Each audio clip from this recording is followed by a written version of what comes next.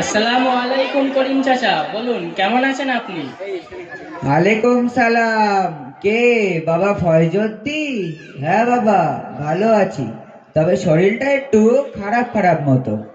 চাচা, আল্লাহ যে অবস্থায় রাখে তাতেই রাজি হয়ে আলহামদুলিল্লাহ বলে শুকর আদায় করতে হয়। তুই বাবা এ কি বলছিস? সর্ব অবস্থায় শুকর আদায় করতে হবে? আমার এদিকে শরীর খারাপ, তাইতে আবার আলহামদুলিল্লাহ? আমার এ কথা বুঝে আসছে না। এরকম উল্টোপাল্টা কথা মৌলভী মাওলানারা বলে বলে আমি ওদের আশেপাশেও যাইনি। আচ্ছা খোকা, এখনকার কোরআন হাদিস আর আগেকার কোরআন হাদিস আলাদা আলাদা নাকি? কেন চাচা, সেরকম তো কিছু না। আগেকার কোরআন হাদিস ও এখনকার কোরআন হাদিস একই রকম আছে, কোনো পরিবর্তন তো হয়নি।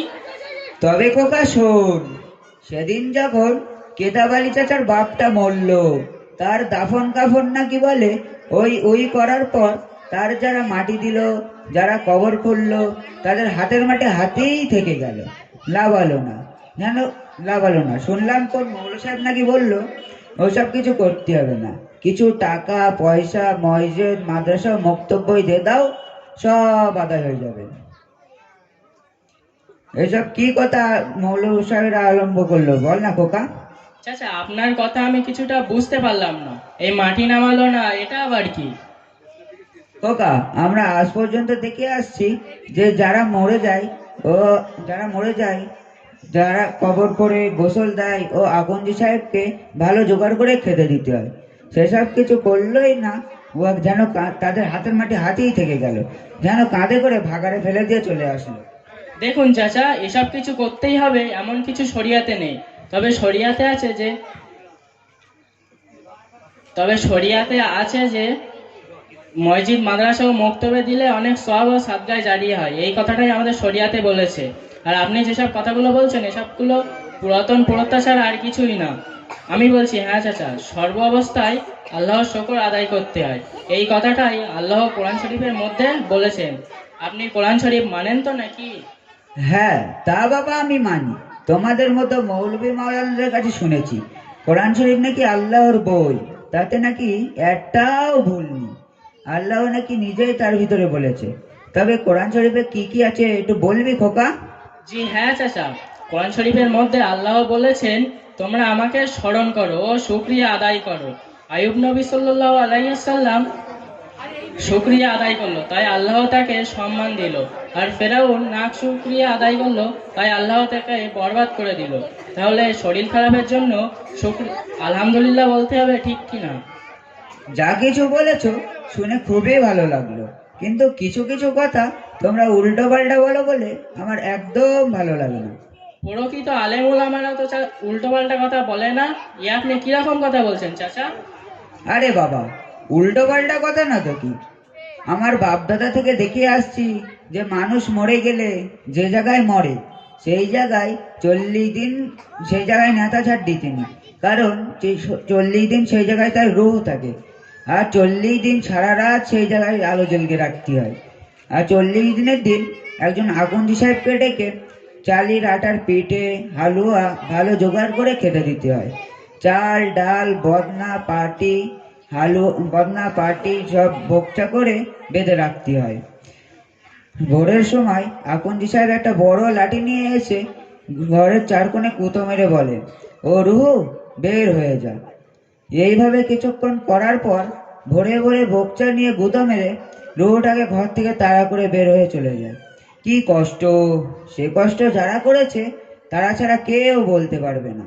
আর এখনকার মৌলবীরা বলে রুহু বলে কিছুই বাড়িতে থাকে না, ওসব শরিয়াত বিরোধী কাজ, ওসব করলে গুনাহ হবে, ওসব আকঞ্জিদের আয় উপার্জনের ধান্দা, ওসব আকঞ্জিদের পেট পুজোর যুক্তি।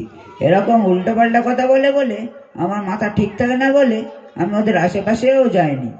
করিম চা, আপনি বড় বুদ্ধিমান মানুষ। কোরআন হাদিসে আছে, মানুষ যখন মরে যায় তার রুহু হয় ইল্লিন না হয় সিজ্জিন, যেখানেই হোক ফেরেশতারা তার নাম লিখিয়ে দেয়। তারপরে রুহুটা শরীরে ঢুকিয়ে কবরে চলে যায়। তারপর এক কিয়ামত পর্যন্ত রুহু কবরেই থাকবে। আর এ কথা তো কোথাও লেখা নেই যে রুহু 40 দিন বাড়িতে থাকে। আর যদিও বা থাকে, তাহলে আপনি আমাকে বলুন। দেখ বাবা, আমি তো সব জানি না, তবে আকুঞ্জ সাহেব জানে। আর তিনি না জানলেই বা করবেন কেন?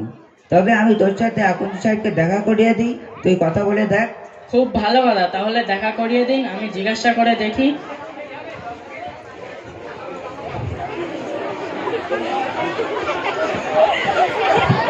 দেখ বাবা, আমি আকুন্দ সাহেবকে সাথে করে এনেছি, তুই কথা বলে নে। আসসালামু আলাইকুম আখনজি চাচা, ভালো আছেন? আলাইকুম সালাম, আল্লাহর ইচ্ছায় ভালোই আছি। তবে খোকা, তুমি আমার সাথে নাকি কিছু কথা বলবে? তা কি কথা বলবে খোকা? চাচা, কথা হলো এই যে মানুষ মরে গেলে নাকি তার রুহু 40 দিন বাড়িতে থাকে, আর আপনার মতো আকরজি সাহেবকে দিয়ে সেই রুহু বার করতে হয়। আপনিও নাকি সেই কাজ করেন, এ কথা কি সত্য? হ্যাঁ, ঠিক কথাই তো বলেছো, ও সত্য কথাই বলেছো। আমিও আমার বয়সে কত রুহু বার করেছি, তার হিসাব কিতাব কি আর তোমাকে বলবো? হিসাব বলা বড় কঠিন। চাচা, আপনি এসব কোথায় পেয়েছেন? শরিয়াতের কোনো দলিল প্রমাণ আপনার কাছে আছে কি? আরে তুমি কি বলছো? শরিয়াতের দলিল প্রমাণ? আরে ওইসব না থাকলে আমি করবো কেন? চাচা, আমাদেরকে বললে তাহলে আমরা একটু উপকার পেতাম। তবে শোনো খোকা, আমার দাদা ছিল আখনজি, আর আমার বাপও আখনজি, আর আমার বড় চাচা তিনি এখন জীবিত আছেন, আর আল্লাহর দয়ায় এই কাজ করছেন। আর আমরা সবাই আল্লাহর দয়ায় এই কাজ করি বলে আমাদের পাড়ায় লোকেরা নাম দিয়েছে আখনজি পাড়া। আর বলো খোকা, আমার বাপ দাদা চাচা সারা জীবন এই কাজ করেছে, এটাই যখন বড় দলিল, এর থেকে বড় প্রমাণ আমি তোমাকে কি দেবো? বল খোকা। হ্যাঁ, এছাড়া আর বড় প্রমাণ? হ্যাঁ, চাচা, বাপ দাদা চাচা যদি বড় প্রমাণ হয়, তাহলে আপনার বাপ দাদা ভুট্টার আটার ক্ষীর খেয়েছে, সুতির জামা গায়ে দিয়েছে, আপনিও তাই খান, পড়ুন, খাবেন তো, পড়বেন তো? আরে বাবা, তুমি এ কি বলছো? এখন কি আর এসব মানুষ খেতে চায়, পড়তে চায় বা পড়া যায়? এখন শিক্ষা ও মডার্ন যুগে ওইসব কি আর চলে? চাচা, এই শিক্ষার যুগে যদি ওইসব না চলে, তাহলে যেসব কোরআন হাদিসে নেই সেই প্রথাগুলি কেমন করে চলবে? ওসব ছেড়ে দিন, ও শরিয়ত যেটা বলেছে সেটা করুন, নইলে খোদার কাছে দায়ী হয়ে যাবেন। আজ আমি বুঝতে পারলুম যে কি অন্যায়টা না করেছি। তবে খোকা, তোমার কথা দিয়ে যদি হাদিস কোরআনের কথা হয়ে থাকে, ওটাই আমি মেনে নেবো। আর আজ থেকে আগুন জিগিরি ছেড়ে দেবো। দেবো কি? এখনই দিলাম, বল। হ্যাঁ হ্যাঁ, এখন তুই ছেড়ে দেবো। হ্যাঁ, আর জীবনে রুহু বার করার কাছে কত মানুষকেই না ধোকা দিয়েছি, ওর থেকে 3 বার আস্তাগফিরুল্লাহ।